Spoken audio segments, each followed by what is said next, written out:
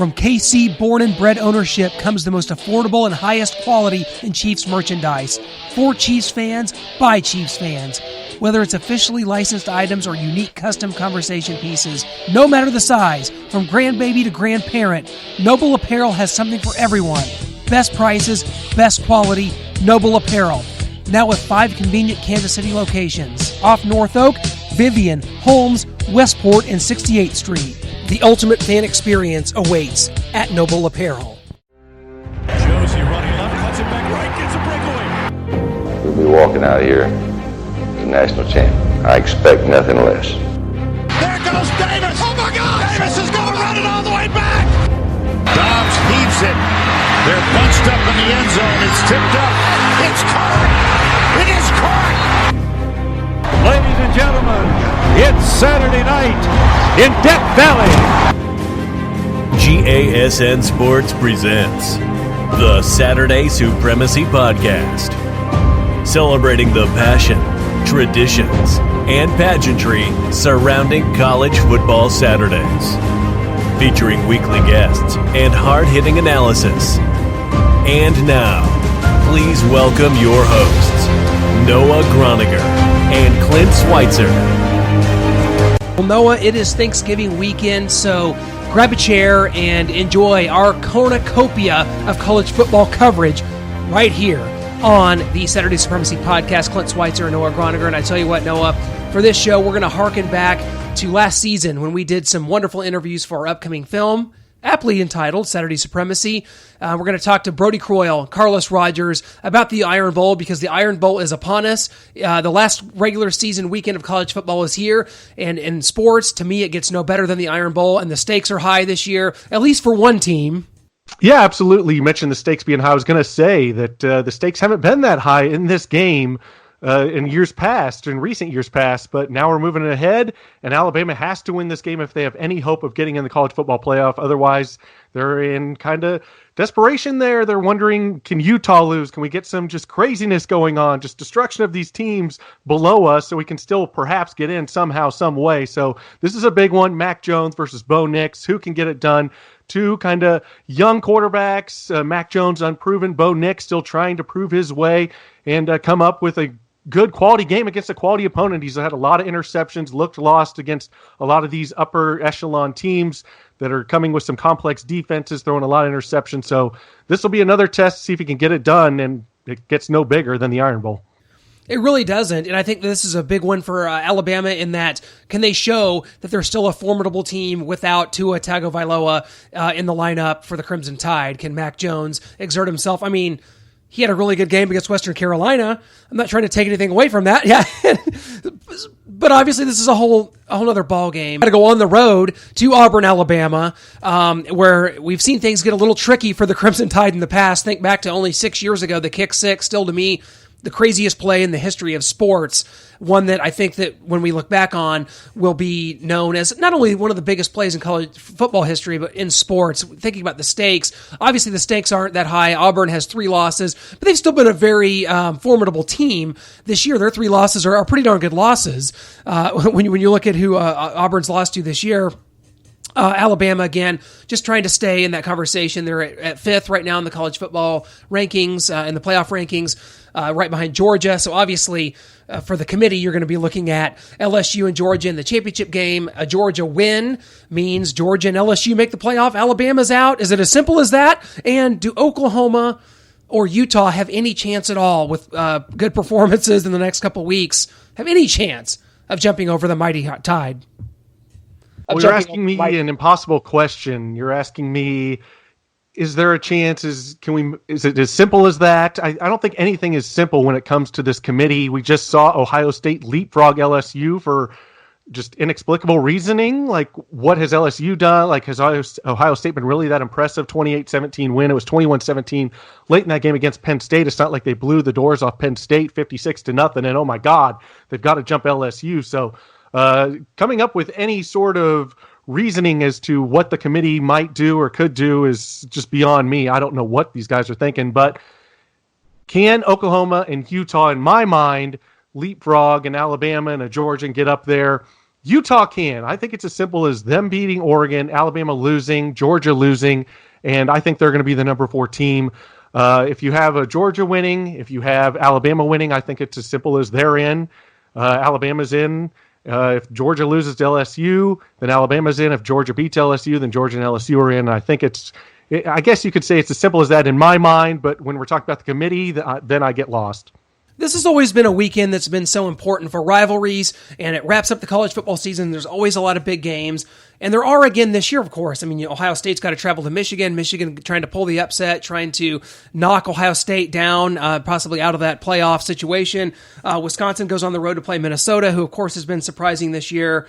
But we talked to Tim Brando a week ago, who was on this show, about how college football has become a colossal bore this time of year.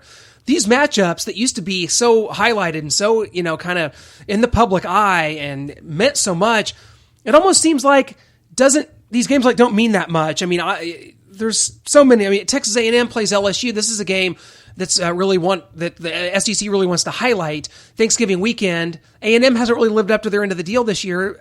Again, they're just trying to play spoiler like all these teams are. Is this weekend, like Tim Brando said, become a colossal bore to you as well?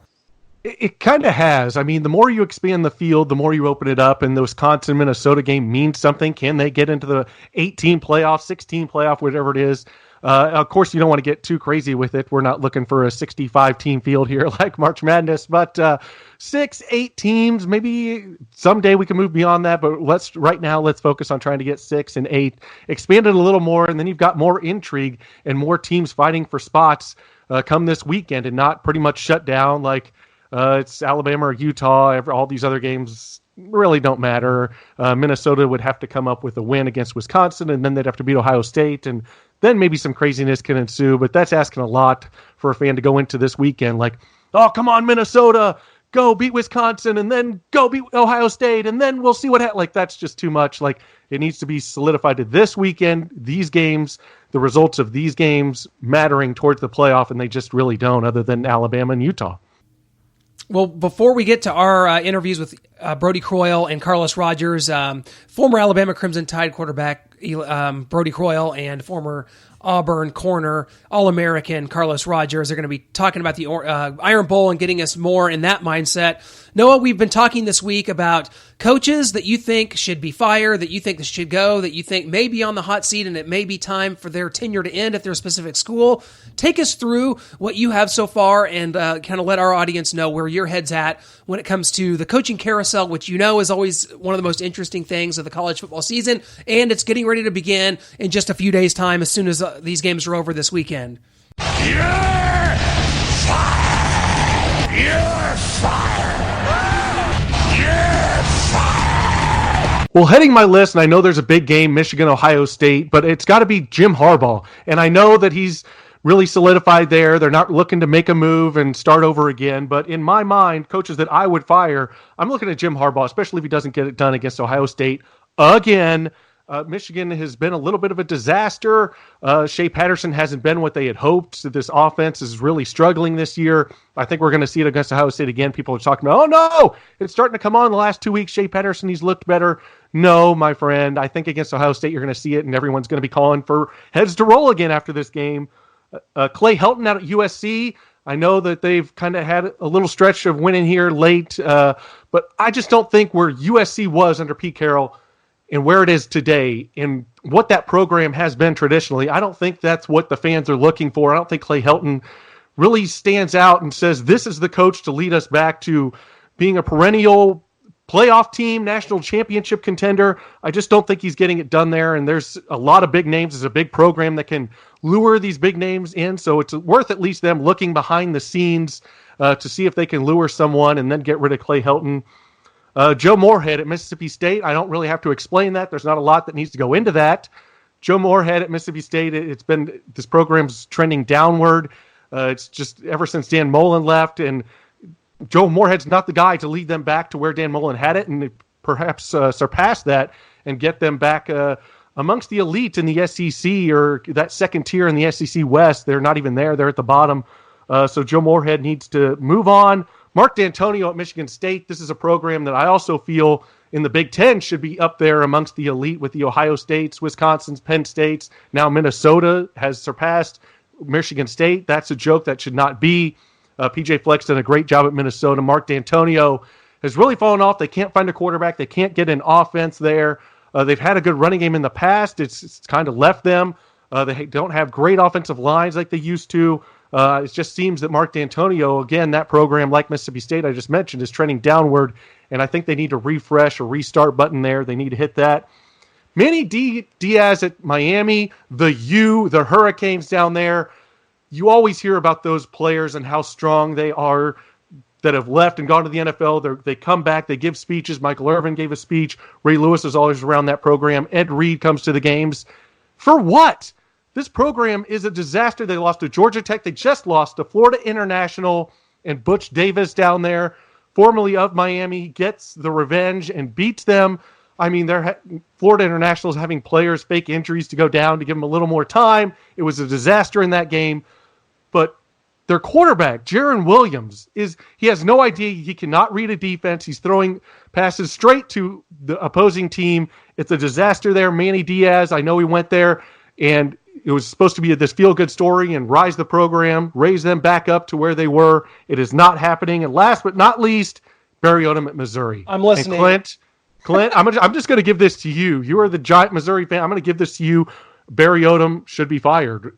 I at this point, I don't think there's any question. Now, there's a lot of things that go into this. Missouri's bowl sanctions and recruiting sanctions just got upheld by the NCAA, much to the shock of the school and really the nation. You saw the public outcry. We broke the story on our site, gasnsports.com. So go there for the breaking news, of course. Always be checking in on us because we're out there on the front lines getting this news. The financials become a problem here. You're going to lose out on several $1 million in bowl revenue this year that could be used as buyout money for Barry Odom. This is a complete sinking ship, a season that has gone so awry that it's unbelievable. You know, we were there October 12th when Missouri knocked off Ole Miss to go to 5-1. They were ranked 22nd in the country, and it has been a disaster since. What has been the case, we don't really know. What we do know is that Barry Odom has not gotten the most out of this team and the talent that has returned. We were there at SEC Media Days talking with DeMarcus Acey, talking with Cale Garrett, who unfortunately got hurt, and Kelly Bryant, who was treated like a rock star at SEC Media Days, had a tremendous start to the season and then just completely fell off. Of course, he's been injured. Regardless, Barry Odom is not getting it done here, and I think that Jim Sterk's going to have to make a real decision after this game against Arkansas. I don't think that this game should decide if Barry Odom returns or not. If they get to 6-6 or drop to 5-7, I don't think it matters. Arkansas is the worst team in Power 5. You can't hang anything on a win over them, but you could sure hang something on a loss. So I don't know if this game's going to have any inkling on what happens to Barry Odom. All I know is the Missouri fan base is flatlined. The attendance is down. The apathy is set in, and that can't happen in the SEC. That can't happen at Missouri, a place that's just 5 and 6 years removed from winning back-to-back SEC East championships. So, in my opinion, Barry Odom, there's just probably no other choice at this point but to move on. So we'll see what happens after the Battle Line rivalry on Friday. I almost forgot the name of it. We've been to several of these Missouri-Arkansas games, and I'd almost forgotten what the name of it was because it's just one of those forced rivalries that their college football is trying to throw in there. And this year it's in Little Rock, Arkansas, and I don't imagine anyone's going to be there. No, I wouldn't imagine that. There's not a lot for this game. I mean, Arkansas has got their interim head coach. Missouri's looking to possibly fire their coach. They're both kind of in a disaster mode right now as far as this season is concerned, and Arkansas a little more so as far as their entire program is concerned and where they could even possibly hope to go from moving forward. But Missouri's really struggling, and I don't see a lot of attendance for this game. There's not a lot of reason to go down, even if you have credentials, tickets. You may just stay at home and say, forget it. Well, Noah, I know there are a lot of people out there like us that like to have more than just a rooting interest in some of these games. So attention, past, present, and future MyBookie players. During Thanksgiving week, MyBookie is offering a risk-free bet on the Bears-Lions game. Simply choose a team against the spread for up to $250. If you win, congratulations, you've got extra holiday spending money. If you lose, congratulations to you as well. MyBookie will give you all your money back. It's a no-brainer because, folks, you literally cannot lose. It's no risk, all gravy. It doesn't matter whether you're an experienced player or a first-time customer, MyBookie welcomes all to come play. So quit waiting around. and sign up today. If you find yourself wanting to sports bet but have lots of questions, don't sweat it. MyBookie's patient customer service team can walk you through the process. And the best part is, if you join this Thanksgiving week, you'll still have one last shot to take advantage of their incredible sign-up offer. Just log on to mybookie.ag and make your first deposit with promo code SATURDAY, and MyBookie will match your deposit dollar for dollar to jumpstart your bankroll, and that's on top of the risk-free bet. Let me repeat, that's guaranteed deposit match and a risk-free bet for Thanksgiving only. So if you're a true football fan, you do not want to let this opportunity pass you by. You simply can't lose. Make sure you do your part to support your team this season. Hop on the gravy train and get in on the action with MyBookie. You play, you win, you get paid. So go to mybookie.ag, use promo code SATURDAY to win today. Well, Noah, it was last fall that we were able to visit our good friend Brodie Croyle at the Big Oak Ranch down in Alabama to talk to him about his time at Alabama and what he's doing now, which is tremendous. The Big Oak Ranch takes in children, and literally they raise children there, and then they help them. And these are children that would otherwise not have a home. And so this is tremendous, and we were able to catch up with him and talk about what the rivalry with Auburn means, and he has a really hilarious and clever story that goes along with this about, let's just say that there's a bumper sticker out there that exists in Auburn Nation that basically says, honk if you sacked Brodie Croyle. Got to check this story out, and let's take you to our interview with Brodie Croyle from the Big Oak Ranch that took place last October. Well, to kind of start things off, Brodie, obviously you had a career in the NFL, 6-year career, set records at Alabama, but your life kind of took you another path. We're here, and thanks for having us here at the Big Oak Ranch. It's beautiful here. Obviously, this is a big part of your life. Your parents started this. Just kind of take us through how it all happened and how you got involved then after your football career. You know, it goes from being a big part of your life to being your life in a hurry. But, I went straight from the hospital to the ranch. And, this is where I grew up. And, what Big Oak is we're a home for orphaned, neglected, abused, abandoned kids. And we currently, right now, serve 152 kids, 19 in college. There's never a dull moment. But over the past 44 years, over 2,000 children have called this place home. And, got to go play football and got to go do a lot of fun things at Alabama and got to go spend some great time in Kansas City. But, home's home. And, it's those were things I got to do. But this is why God had put me on earth. And it was to give our kids an opportunity, to give them a chance. And we got so many great kids that are doing some amazing things. And they don't let where they came from define where it is that they're going. And they're an inspiration to all of us every single day. What's the feeling like when you have kids come in here and you are able to see them progress and knowing that their lives changed because of you? Man, we just happen to be the vessel, and I tell people this all the time. Someone asked me the other day, so when did you surrender to the ministry? I'm like, are you kidding me, man? I'm amazed. God chose me that I get to do this every day. And what we do is we put a godly man and woman in a home. And we give them 6 boys, we give them 6 girls, and we got 10 homes at each ranch. And just say live. Live life and let them see you and let them see where that freedom comes from. Let them see where that hope comes from. And at some point in time, they'll go and they'll repeat it. And but it's so cool to see kids that come with so much brokenness, so much hurt, so much pain, and to see them start to go, you know what?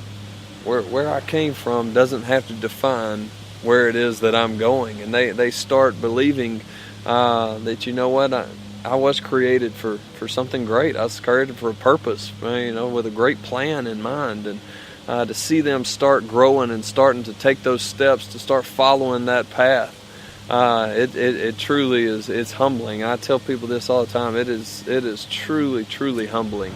And these kids teach us so much more about life than we probably ever teach them because, more about forgiveness, more about grace, more about second chances, more about not quitting when things get hard, and it's amazing when, you come and you serve and you get to be a part of this. Just the inspiration that we draw from our kids because they're not bad kids. They just come from really, really bad circumstances. And that's this very road right here. little girl just a couple years ago on her 11th birthday. Her mom said, pack a bag, I'm going to take you somewhere special. And she packs her bag, and she's excited. Mom, I'm so excited. You've never taken me anywhere. Where are we going? I'm so excited. She goes, you're going to love it. And she pulls up in the same drive that y'all pulled up in. There's black fence on each side of the road. And she pulls up, and she goes, Mom, my whole life I dreamed you were going to take me to go ride horses, and here we are. And she pulled in our front drive, and she said, it's her birthday. I'm done with it. Y'all can have her. And it's hard to sit there and look at that girl and to make her the 4 promises that we get to make every child that comes here. And I just look at her and I say, baby, I love you. I don't want anything in return. I said, just give us an opportunity to earn your love back. So I'll never lie to you. If we lie to you, we don't work here. It's that simple. Because every one of our kids, they've been lied to in some shape, form, fashion in their life. We'll stick with you till you're grown. Whatever it is you want to do in life, we want to help you get there. We want to be your family from here on out. But there's boundaries, don't cross them. But at some point in time, those guardrails are going to give way to relationship. And that's what this place is all about. It's about living it out, building a relationship, and truly, relationship changes everything. You talk about, a lot of the things you talk about are concepts that can be, also learned on a football field. Talk about never giving up. Football was a big part of your life, probably from the time you were born as well. Your dad played football at Alabama. Mm-hmm. Growing up here in Alabama, what was kind of your indoctrination to football? I'm picturing you like out here throwing a football through a tire swing at a young age. That is one way. But if you look at me, I'm still 6'2". I'm still 200 pounds. Unfortunately, this is how big I was when I played. So it's one thing to be out here throwing a football through a tire swing. That I can handle that part, and I tell people all the time, that. The throwing aspect of it, man, that was a God-given gift. But I think probably the greatest lesson I learned in growing up here and growing up where I did, there's really 2. One, you better be tough. You better keep getting up because, I was always the younger one, and I always got picked up and slammed and thrown into sticker bushes and everything else. And I better not ever go and tell Dad or Mom or anybody and get them in trouble. So you just kind of get up. You got blood on you. Who did it? Don't worry about it. We're going to be just fine. And I think that part served me well. I don't know if it was toughness or just stupidity to keep getting up. Either one of them, they kind of run neck and neck. But then, with what we do now, I'm blessed enough to get to do now, is you start to understand how to deal with people. Well, we're going to be in Tuscaloosa this Saturday for Missouri and Alabama, and your football career obviously took you to Tuscaloosa. Chose Alabama over Florida State, kind of famously set records at Alabama. You can undersell your time there and your ability there because you did have the single season passing record. Johnny Unitas award finalist, Cotton Bowl MVP. Take us through that. You had to play for 2 coaches, I believe. Or was it 3? Take us through. Yeah, people always ask me now, they're like, so, how was it playing for Saban? I'm like, I wouldn't know. But I was recruited by Dubose. I played for Fran. I practiced for Price. And then I finished with Shula. But, learned how to deal with a lot of different personalities and a lot of different things that goes along with that. But you know what? I wouldn't trade my time. I literally dreamed of that since I was a little boy, of getting to go play there and getting to follow in my dad's footsteps and getting to go play for the school I always dreamed of getting to go play for. And it was it the glory days that it is now? No. But you know what, man? We had some great years. We had some good times. And what I'm most proud of is, our group, our recruiting class. Alabama wasn't the pick that it is now. It wasn't the pick that you go and like everybody's wanting to go there. We truly went there because it was Alabama. We believed in it, and we wanted our name tied to it. And you know what, man? We got to finish our senior year going 10-2 and winning the Cotton Bowl. And to us, that was like winning a national championship because we had been on probation and we had lost scholarships and all those different things. That just about get you fired nowadays. But you know what? We were on cloud 9 with it, and it's something that can't ever be taken away from us. We talked to Eli Gold about this, and it's something that, as we're going to both Auburn and Alabama coming up, the Iron Bowl, talk about just the pressure behind that. We talked to Eli Gold about the fact that, I believe it's the best rivalry in sports. The pressure, the fact that the state is so split, it's unbelievable.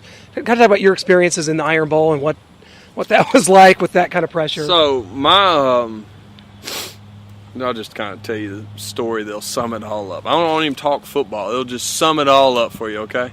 So my wife, when we got married, we moved to Kansas City, and we were playing in Kansas City and got to live there for 5 years. And it was great, but there's a big difference between NFL and college, and I mean, as great as Kansas City fans are, there's always next week. There's only been one perfect team in the history of the NFL, and you know what? We'll catch them next week. Unfortunately, with us, they had to catch us next week a lot.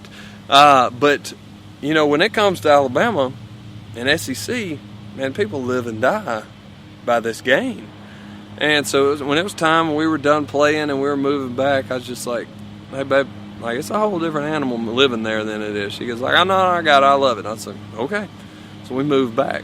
About 6 weeks later, she called me, and she's laughing hysterically on the phone. I said, you want to tell me what the joke is? She said, so I'm driving down the road, and I come over the bridge. I said, I know what you're talking about. And she said, and I pulled up, and there's this minivan. She said, and just your soccer mom minivan. She said it had the 30A sticker, the 26.2, the My Dog's Smarter Than Your Fifth Grader. She said, but then I finally realized what you're talking about. She said, right there on the bumper, it said, honk if you sack Brodie. Because when I was a senior, I went down there and got sacked 11 times in one game. And 10 years later, these people still got this bumper sticker out there. But if that doesn't sum up what the rivalry is, I mean, there's just moments that never end. And I just happen to be on a bumper sticker that gets to be a part of one of those. Talk about the game of football today and just you getting crushed. I knew you were going to go down that path. If Tom Brady can get rules changed, why couldn't you? Could you play it in the game today with all the rules? Hey, man, somebody get flag football out there. I can still do it. I can zing it. Just don't let nobody hit me, please. No, but it is. It's a different game now, and it'll be a different game in 5 years. It'll be a really different game in 10 years. And you know what? And it is protecting people, and it does make people allow their kids to go out there and play. And, you can like it and you not like it, whatever it might be. Those guys now are so big and so fast and so strong that there had to start being some parameters set in place, or something bad was going to happen. And, at this point in time, is it easy to say, the quarterbacks are getting treated one way? Do I sit there and go, boy, I wish somebody had thrown a flag for that for me? My back wouldn't hurt quite as bad. My knees wouldn't either. But you know what? Those guys are what makes the game fun to watch, too. Well, now we have the Alabama side of things. We heard from Brodie Croyle, tremendous anecdote there, talking about his wife seeing the bumper sticker, honk if you sacked Brodie Croyle. He went down 11 times in the Iron Bowl, but great stuff from Brodie, a proud Alabama alum and someone that is always a big cheerleader for the program. He loves watching the games. He loves what Nick Saban's done there. Who wouldn't? But we got a varying perspective because we were able to meet up with former Auburn All-American Carlos Rogers, who shared his thoughts on basically, being an Auburn Tiger himself and what it was like playing in the Iron Bowl and kind of the pressure that goes along with it. So let's take you to that. Let's go back to your college career. You had a prolific career. You started 10 out of 12 games as a freshman at Auburn. Just talk about kind of your transition to Auburn from high school to getting recruited by Auburn, what that process was like and why you settled on Auburn. You wind up on the plains of Auburn in the shadows of Bear Bryant and the Alabama Crimson Tide. You go to Auburn and had success, dominated Alabama at times while you were there. I only lost to they were your stepbrother then. Yeah, I only lost to him one time. That was my freshman year. But that was fun. Coming out of high school. Of course, I didn't pass my SAT and ACT, so I had to go to prep school. I went to Hargraves for a year. And during that process, schools would recruit me in high school, but a lot of schools wanted me to go to JUCO. And then that was going to be 2 years gone, and then I only had 2 years once I got to college. So Auburn was the school that stepped in, was like, you can do prep school and go there and get your SAT up, and ACT, and then you can come in and you have all your years. And they stuck by me, so once I went there, it was just automatic. I was going there. Tommy, and at the time, it was like, we got some guys in, but it was a mix-up of who's starting. So it wasn't like, okay, this a lot. You come in, you can play hard, you compete for a starting job. And that's what I want to do. And I came in and ended up competing, ended up starting. Immediately, and by your senior year, you were All-SEC, All-American, consensus All-American, up for several awards, best defensive player in the country. You were undefeated. Right. Guys on your team like Cadillac Williams, Ronnie Brown, Jason Campbell. Let's talk about that 2014, your senior year. That was an unbelievable team. You know, and then a couple of us thought about leaving our junior year. But then, you know, to see that the guys came back and the group of guys that we had coming and knew that we was real close to doing something special. And that was all about being around those guys. That was a real tight group of guys. I never played with no guys like that. Was so tight, so close.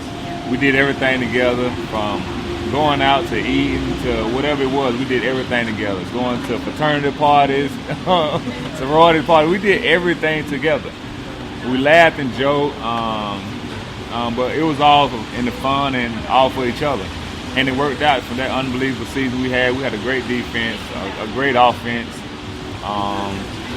Everybody was good. I mean, from every position. And then to go undefeated, you know, like we look back and say it was a real good season, but it was still a part of us there that, you know, wanted to have a chance for that national championship. Being that you go through the SEC and you undefeated, you see how hard it is now. You got guys that's 3 and the 5th seed playing each other, they get knocked off, one team is gone. You got 2 great matchups this weekend.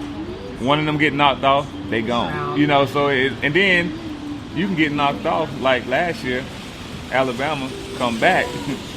And then one of them, Georgia, we get knocked off. Yeah. And then you back in it. So and you didn't have that opportunity because there was no playoff. You won your bowl game, but it's like, you know, you have to watch USC win national championship with Ashley that Simpson. wasn't a game. Yeah. It wasn't even a game. So especially we wanted that chance to get back at USC too, and that would have been an unbelievable game. It's bittersweet when you look back on it to not have had that opportunity, because if that happens today, no matter what, I mean, you're at least the 2 seed in that tournament probably. Yeah, and we would have had the opportunity, but I mean, things happen for a reason. I think from that time that happened to us, it allowed all this stuff to happen right now. So, I mean, you look at it as a positive for the guys that came behind us.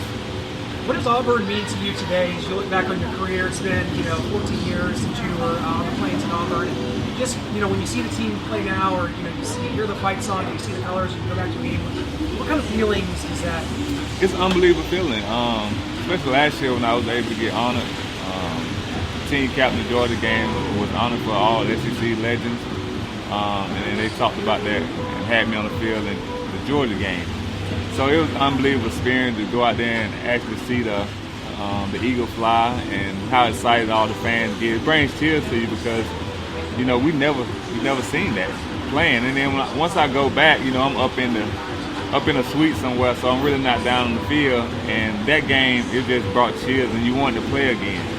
But every time I go back, that's a special time. They make me feel good. They make me feel welcome. It's always, can you come back? Can you just give us a few plays? So can you help these DBs out? So I feel like they still miss me, but I feel like they appreciated what I did for the school.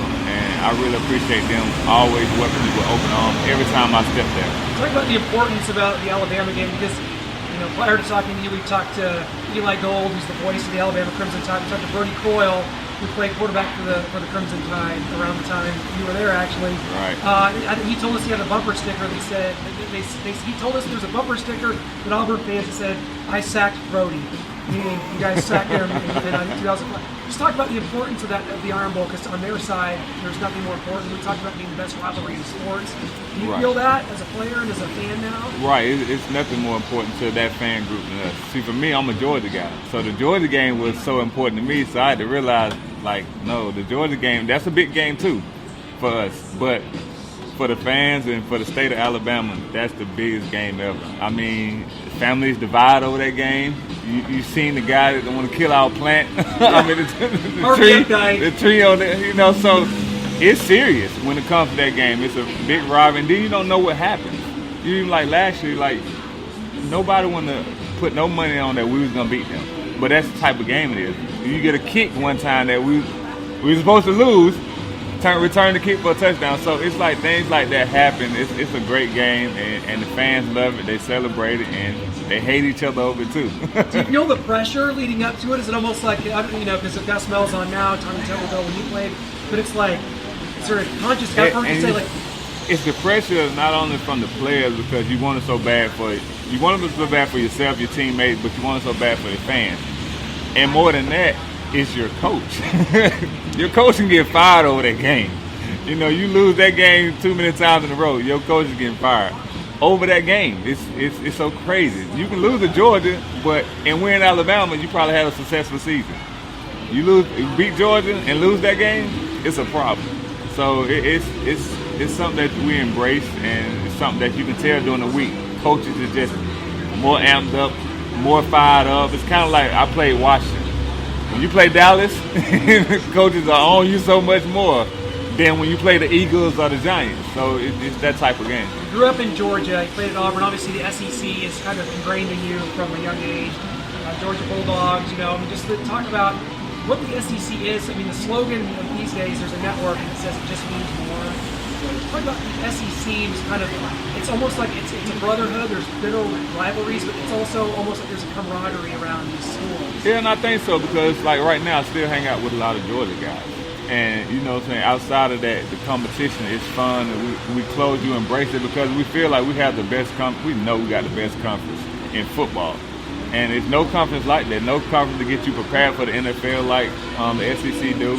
It's a rivalry and competition every week. I mean, look where Kentucky is. The basketball school, right?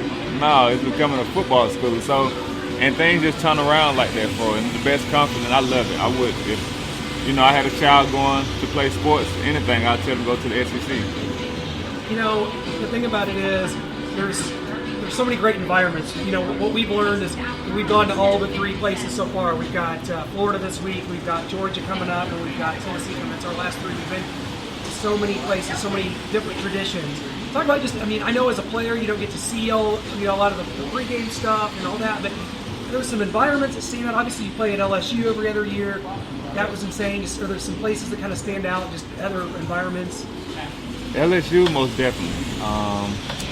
We went 2-2 against them. They never beat us at home. We never won there. Crazy at night. Right, crazy at night. It's always a night game. They rocking your bus, throwing beers at your bus. So, that's a real good, college atmosphere that's crazy. And you embrace it. Florida, we didn't play Florida that much. Georgia's just a big rivalry game. Just coming back, seeing that, and everybody, coming out there tailgating. I mean, they be out there so early. I'm like, how do y'all be out there so early and drunk, but then you ready to go into the game? I'm ready to go home and go to sleep. But they got so much energy for these rivalries, so it's unbelievable. The Mississippi State Cowbells. Mississippi State Cowbells. I heard about 2 seconds of that. I was like, Ole Miss. The thing about it is, you go to the place like you said. There's somewhere like, I don't know if you've ever been like the Grove at Ole Miss. It's insane. I mean, it's like a circus tent of tailgates, and it's all about camaraderie. And I think that's what football does. That's why college football is so different than anything else. Is that it's just the pageantry, and the schools are back to the 1800s. There's a lot of connection. Its connection is deep. It's more like everybody say, what you like better? Of course, the NFL is fun. You play on Sundays. Everybody's watching. You making money, and it's a business. College is nothing like that. It's fun. You together. You growing up. You becoming a man, a woman, or whatever it is. So college is. I'll tell anybody, you got to go to college because it's fun. You embracing a lot in college. And you always, like I said, you go back and these schools welcome you so much. You can play good for a team in the NFL, but if you really wasn't that Pro Bowl or that Hall of Fame guy, they don't embrace you like they do in college. You will always forever have your stamp on in college. They chose you in the NFL, and you choose the school, and that's what's interesting. When people talk to you today, or when you meet somebody, do you identify yourself more as an Auburn Tiger, or would you say, what would be the first thing that you're like, yeah, I played, and I got drafted by the Washington Redskins, or you say I was an Auburn Tiger? I think more, and I'm not just saying this because we're talking more about college. It is Auburn, because when somebody should see you and if they're a fan of the team, NFL team, they're gonna say, "Oh, you Carlos, you did this, you got drafted at Washington, but you that boy that played for college, you played for Auburn, you was the Thorpe Award winner." So things like that they remember. So I embrace college way more because like now people like, will you go back to the NFL and play some games? No, I'm not going to watch that. I watch it on TV. I'm not going to the game. but I will always go to my Auburn game. Well, you got to play one final season with the Raiders. Talk about that, because that's such that organization. You got kind of silver and black going on right now. Not divisional. They're moving to Vegas, man. They got all sorts of problems with John Gruden and Khalil Mack traded away. But what was it like there? I mean, Al Davis was still alive in 2014. No, he had died. He had died before I got there. So, but I think it's a great organization. It's a great tradition there, especially the colors.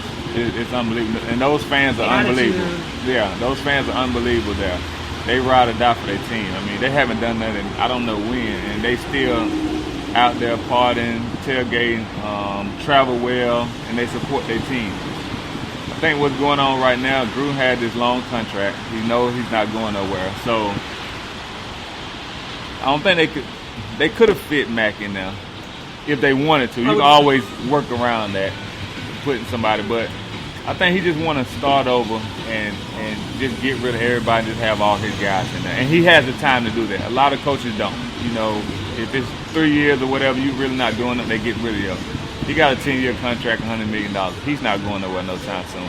And I think he's just bringing in something new into Vegas with his guys. And don't be surprised if Carr not gone next year or traded. You know, because I don't think they getting along. That's not the quarterback he drafted or he wanted. So he's got time to get their program around and just wait and see. And I hope he do. I don't wish nothing bad on him because I done played there before. What does football mean to you? You know, 4 years now removed from your playing career. What does the game mean to you now when you look back on it? It's been a few years since you played. You know, what does it fit into your life now?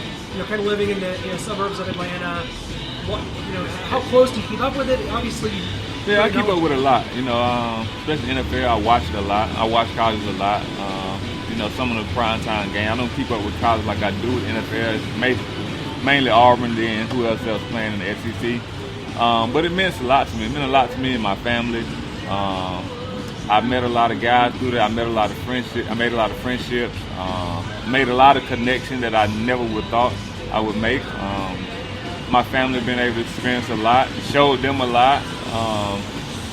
And I think, you know, that was my main sport. You know, I played that since I was 8 years old. And, you know, football it's a lot to me. It means a whole lot. But things are changing now with so much going on with the concussions and things like that. I don't want to talk negative about that. But, you know, besides that and the injuries and things that come with football, you know, I would tell if I had a son, I would still let him play. I don't know about you, Noah, but after those interviews and looking back and seeing clips from the Iron Bowl, from punt, Bama punt, to Bo Jackson over the top, to the kick six, I'm ready to take this in because no matter what, this game always has significance in college football, and it was great for us to be able to go out on the road and learn more about the rivalry with two great players from each school. And we're unbiased here on the Saturday Supremacy podcast. You know, we got interviews with an Alabama alum, with an Auburn alum. So we're unbiased here, and we just, you know, may the best team win. And if that's going to be Alabama, that's likely going to mean a ticket punch to the college football playoff. Something that Nick Saban knows an awful lot about since his time at Alabama, no doubt. He does, and maybe this isn't the big quarterback matchup or the big teams rising and really fighting for that playoff spot. Alabama is, but it's usually Auburn, Alabama fighting for something in the SEC or more, both of them fighting for a spot in the playoffs, something big, and we just don't have that this time, really. I mean, Alabama's trying to make that 4 spot in the college football playoff. You don't have the big-time quarterbacks, but what you do have is the legendary defensive mind of Nick Saban versus a legendary offensive mind in Gus Malzahn and what he can dial up and what he can study through film and try to come up with something to get some big plays and try to confuse that Nick Saban defense. So it's going to be fun to watch the coaching matchup, watch their scowls and elation on the sidelines, however the game's going, and really see what Mac Jones can do and really test our own eyes and see, is he really ready for a college football playoff? Like, is he ready to take this Alabama team into the playoff? Or does he fall on his face and maybe they just barely win and we're looking at Utah blowing out Oregon and saying, I don't know, they look more impressive. Maybe with Mac Jones, we leave him out. So there's a lot to see in this, and the coaching matchup for me is what I'm going to be watching. Definitely is, and we want to wish you all a very happy Thanksgiving and to enjoy this weekend as much as we will. It's one of the best weekends in sports. Of course, the NFL is still rolling, and playoff teams are trying to come to the forefront. College basketball is off and running. We saw Duke go down just last night. So all of that is going on, and we hope that you will go to our website, gasnsports.com. That's where you can view and check out all of our articles, and all of our podcasts are archived there. And we definitely want to thank mybookie.ag for sponsoring the podcast this week. Definitely use promo code Saturday and get your picks in now. You've got the risk-free bet we heard about, Lions and Bears. Oh my, because I'm already have an idea who I think is going to win that game, but you need to put your money down and use it with mybookie.ag. There's a lot of college games this week and a lot of college action, so get in on it because you know that's what Noah and I will be doing as well. That's the service that we use, and it's the one that's always there for us because we like to put our sports knowledge to the test, and I think that a lot of our listeners like to do the same. Use that promo code Saturday. Sign up today at mybookie.ag. Thank you guys so much for joining us again. Be sure that you pull up a chair, you enjoy your meals with your family, and just the horn of plenty that is college football this weekend. It's the gift that keeps on giving every year, Thanksgiving weekend. There's nothing like it, and there's nothing like the Saturday Supremacy podcast, so hit that subscribe button on Apple Podcasts, Google Play, Stitcher, or Spotify today. We'll be back next week to preview the championship games in college football.